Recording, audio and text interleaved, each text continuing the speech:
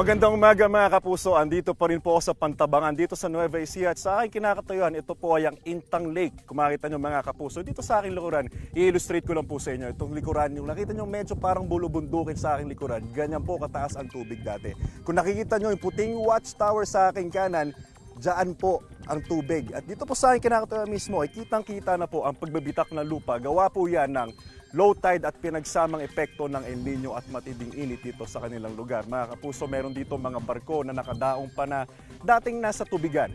Mga kapuso, samantala, wala pong nakikitang sama ng panahon sa loob o labas ng Philippine Air Responsibility ngayong araw ng Biyernes. Ayon sa Pag-asa, easterly so ang mainit na hangin galing Pacific Ocean ang pangunahing weather system na nakaapekto ngayon sa bansa.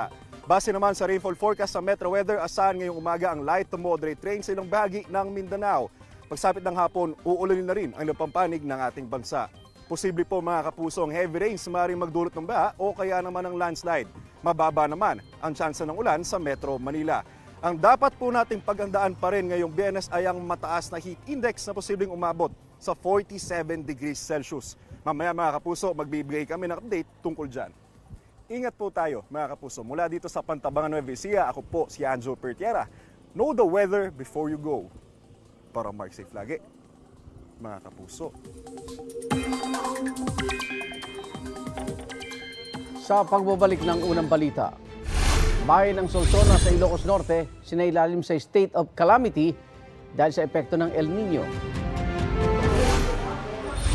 Pagpapabakuna, muling sinusulong ngayong World Immunization Week.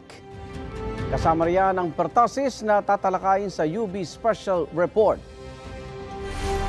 At ang Little Lucky Fan nakatanggap ng regalo from Queen Bee, Beyonce. Huwag bibitiw para laging una ka sa balita.